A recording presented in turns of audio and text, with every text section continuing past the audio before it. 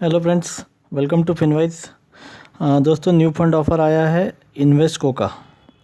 Invesco India focus 20 equity fund. दोस्तों, ये एक फोकस्ड कैटेगरी का फंड है और ये एनएफओ है जिसका पीरियड है 9 सितंबर से लेकर 23 सितंबर। इसमें मिनिमम अमाउंट लमसम इन्वेस्टमेंट के लिए 1000 रुपीज़ रहेगा और एसआईपी के लिए 500 रुपीज़ रहेगा। इसके फंड मैनेजर है मिस्टर ताहिर बादशाह और ये फ़ंड का जो बेंचमार्क रहेगा जिसको ये ट्रैक करेगा ये रहेगा S&P BSE 500 total return index. दोस्तों, जैसे कि आपको पता होगा, इन्वेस्को ये जो ग्रुप है ये एक इंटरनेशनली रिनाउंड ग्रुप है और ये जो ग्रुप है ये दुनिया भर में लगभग $1 ट्रिलियन से ज़्यादा का इन्वेस्टमेंट मैनेज करता है। ये एक प्रोफेशनल ग्रुप है और इनके पास में काफ़ी अच्छा ग्लोबल एक्सपीरियंस है, प्लस एक फ़ंड मैनेजमेंट का अपना खुद का प्रोसेस है। दोस्तों, इन्वेस्को म्यूचुअल फंड चाह रहा है कि वो एक हाई क्वालिटी बिज़नेस आइडेंटिफाई करे और ये बिज़नेस में से जो हाई अर्निंग्स ग्रोथ वाली जो कंपनीज़ है, ऐसी 20 हाई कन्विक्शन स्टॉक आइडियाज़ जो इनके पास में है, उस बेसिस पे एक फोकस्ड कैटेगरी का फ़ंड लॉन्च करें। अभी दोस्तों, इसमें जो सबसे इम्पोर्टेंट चीज़ है वो ये है कि फोकस्ड क्या है, ये फोकस्ड का सिग्निफिकेंस क्या है, वो यही इसका सेंट्रल आइडिया, ये समझ लेते हैं। मान के चलिए आपके पोर्टफोलियो में 5 स्टॉक्स है, तो यदि एक स्टॉक अंडर परफॉर्म करता है तो आपका 20% पोर्टफोलियो अंडर परफॉर्म करता है। पर यदि आपके पोर्टफोलियो में 50 स्टॉक्स है और यदि एक स्टॉक अंडर परफॉर्म करता है तो आपका सिर्फ 2% पोर्टफोलियो ही अंडर परफॉर्म करता है। इसका मतलब ये हो गया, जैसे हम स्टॉक्स बढ़ाते जाते हैं वैसे हमारा जो अंडर परफॉर्मेंस है वो कवर होते जाता है, यानी कि हमारा जो डाउनफॉल है वो प्रोटेक्ट होता है।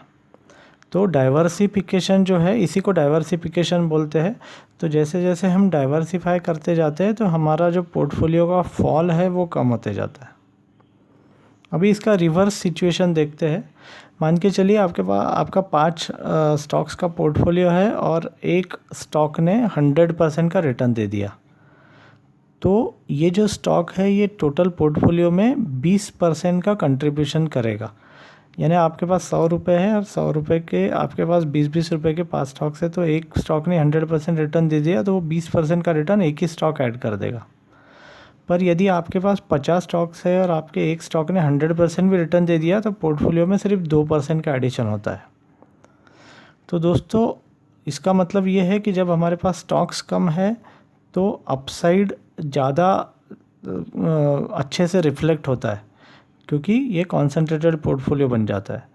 और जब हमारे पास में स्टॉक्स ज़्यादा रहते हैं तो हमारा फॉल कम होता है, क्योंकि डाइवर्सिफिकेशन के कारण फॉल होने का जो रिस्क है वो रिस्क रिलेटिवली कम है। यदि अंडर परफॉर्मेंस भी अगर होता है तो ये जो अंडर परफॉर्मेंस है, ये अंडर परफॉर्मेंस उस हद तक रिफ्लेक्ट नहीं होगा। तो दोस्तों, फंड मैनेजर इसको इस प्रकार से यूज़ करते हैं। डाइवर्सिफिकेशन को फंड मैनेजर एक risk covering point of view से या risk mitigation point of view से यूज़ करते हैं। और अगर अच्छी क्वालिटी का पोर्टफोलियो है तो कॉन्सेंट्रेटेड पोर्टफोलियो जो है, ये कॉन्सेंट्रेटेड पोर्टफोलियो आपको बहुत लैंडमार्क रिटर्न दे सकता है। तो ये जो है, ये जोखिम और रिटर्न्स के बीच में का एक प्रकार का निर्णय है, एक प्रकार का ट्रेड ऑफ है। तो यदि आपके पोर्टफोलियो में अच्छे क्वालिटी के स्टॉक्स है तो आपको कॉन्सेंट्रेट और आप कॉन्फिडेंट हो, आपको कन्विक्शन है, तो आपको इसको कम स्टॉक्स रखने चाहिए। अभी इसमें डाइवर्सिफिकेशन का जो बेनिफिट है, तो आम तौर पे जो डाइवर्सिफिकेशन का जो बेनिफिट है वो बेनिफिट 20 स्टॉक्स का एक आंकड़ा है, 18 से 20 स्टॉक्स का। तो ये लेवल तक डाइवर्सिफिकेशन का जो बेनिफिट है वो होता है। मतलब डाउनफॉल में अगर 20 या उसके ऊपर स्टॉक है तो डाइवर्सिफिकेशन का फ़ायदा होता है और नीचे जोखिम रहता है। पर इसके बाद में यदि आप स्टॉक एक हद से ज़्यादा बढ़ा देते हो तो आपके जो गेनर्स है या विनर्स है, वो विनर्स को का काम यहाँ पे रिफ्लेक्ट नहीं होता है। तो इसलिए ये फ़ंड का जो की फीचर्स है वो है striking between conviction and diversification. Conviction यानी कॉन्सेंट्रेशन हो गया और डाइवर्सिफिकेशन यानी रिस्क मैनेजमेंट हो गया। दूसरा है ये एक मल्टी कैप, क्योंकि कैसा है कि अभी ऑलरेडी कॉन्सेंट्रेटेड पोर्टफोलियो है, तो उसमें कैप बायस नहीं रह सकता है, उसमें कोई स्टाइल बायस नहीं रह सकता है, अदरवाइज़ वो और एक फैक्टर आ जाएगा। तो इसलिए ये पोर्टफोलियो मल्टी कैप पोर्टफोलियो रहेगा। और ग्रोथ स्टाइल और वैल्यू स्टाइल, क्योंकि कभी ग्रोथ स्टाइल चलेगा, कभी वैल्यू स्टाइल चलेगा। जैसे इन दिनों वैल्यू स्टाइल नहीं चल रहा है 2-4 साल से, तो अगर आप कॉन्सेंट्रेटेड पोर्टफोलियो बना के बैठ जाओगे और पता चला वैल्यू स्टॉक्स लेके बैठे और वैल्यू स्टाइल वर्क ही नहीं कर रहा है, तो पोर्टफोलियो का रिटर्न काफ़ी नीचे चला जाएगा।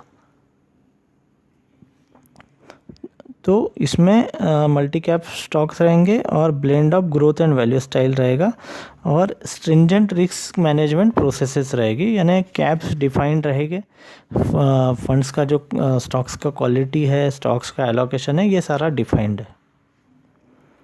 तो दोस्तों ये जो फंड मैंने आपको बताया, इसमें हालांकि आपको दिख रहा है कि अच्छा क्वालिटी का बिज़नेस यदि लेते हैं तो इसमें अच्छा रिटर्न बन सकता है, पर इसके साथ में एक जोखिम भी रहता है। वो जोखिम है कॉन्सेंट्रेटेड पोर्टफोलियो का।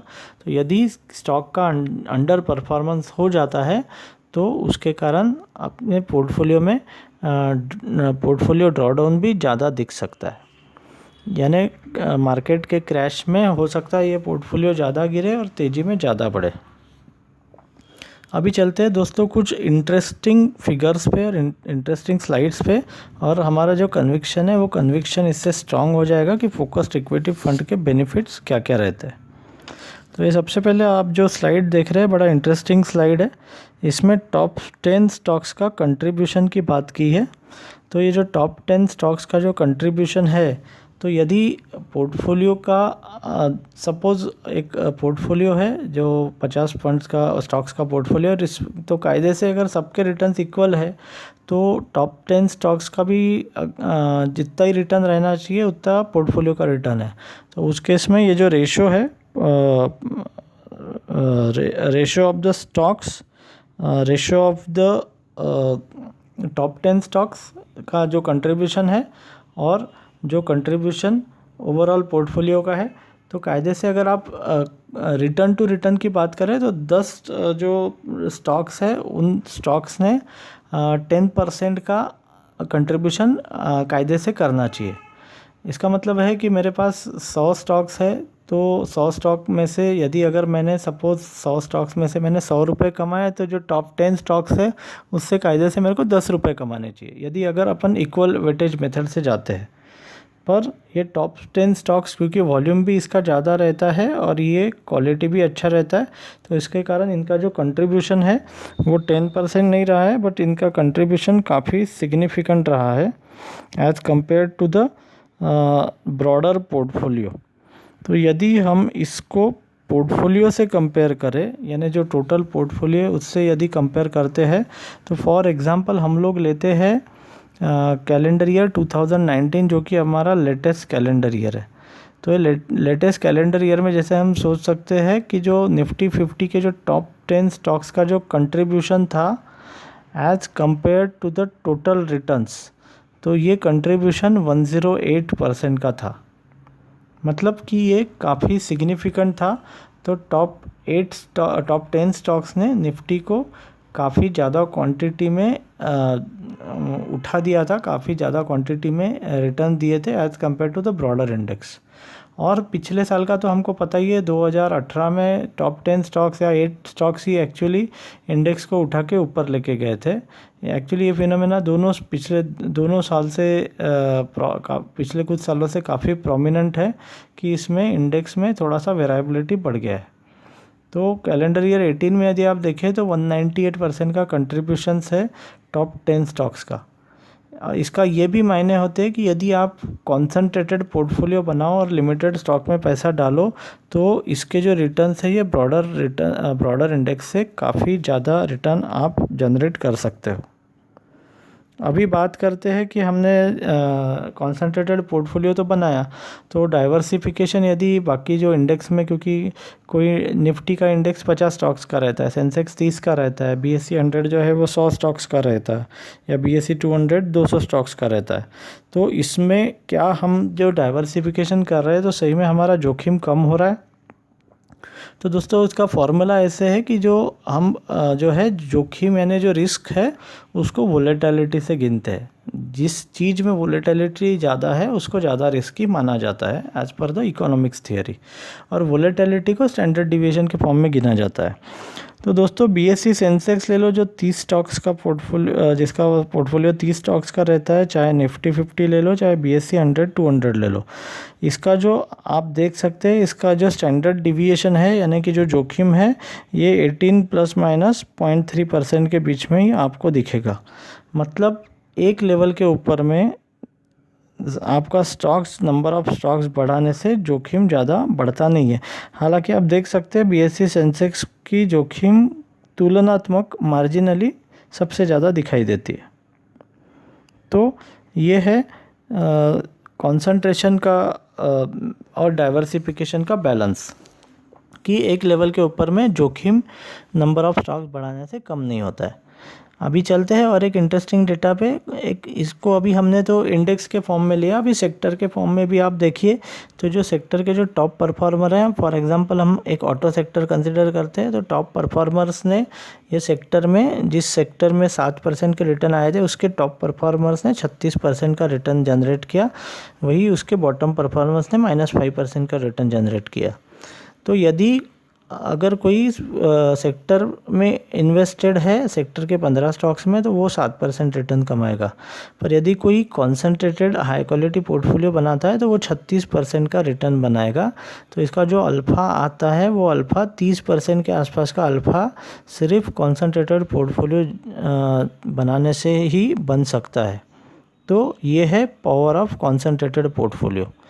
अभी ये फ़ंड कैसे मैनेज किया जाएगा, तो मैंने आपको पहले ही बताया, इसमें 20 स्टॉक्स रहेंगे, ये मल्टी कैप काइंड का पोर्टफोलियो रहेगा, ये अल्फ़ा जनरेट करेगा कॉन्सेंट्रेशन के साथ में, और इसको मैनेज करते हुए स्टॉक सिलेक्शन जो है वो इन्वेस्टको के हिसाब से उनकी जो इन्वेस्टमेंट गाइडिंग प्रिंसिपल्स है उस बेसिस पे होगा, जो कि मैं अगले स्लाइड में आपको बताऊँगा। फिर ये प्रोसेस ड्रिवन अप्रोच रहेगा, और इसमें ये फ़ंड जो है, ये फ़ंड कैश पे नहीं बैठेगा, ये most of the time invested रहेगा, up to 90% of the wealth will be invested. अभी इन्वेस्टको का जो प्रोसेस है जिससे ये 20 स्टॉक्स गिने जाएंगे, तो इनके पास में अराउंड 300 स्टॉक्स का एक यूनिवर्स है, जो कि एक स्टॉक यूनिवर्स में से अराउंड 40% कैटेगराइज्ड यानी सिलेक्टेड स्टॉक्स निकाले जाएंगे, कि जिसमें क्वालिटी अच्छा है, अर्निंग्स ग्रोथ अच्छा है, सेल्स ग्रोथ अच्छा है, उनके जो भी पैरामीटर्स है उसको ये मीट कर रहा है।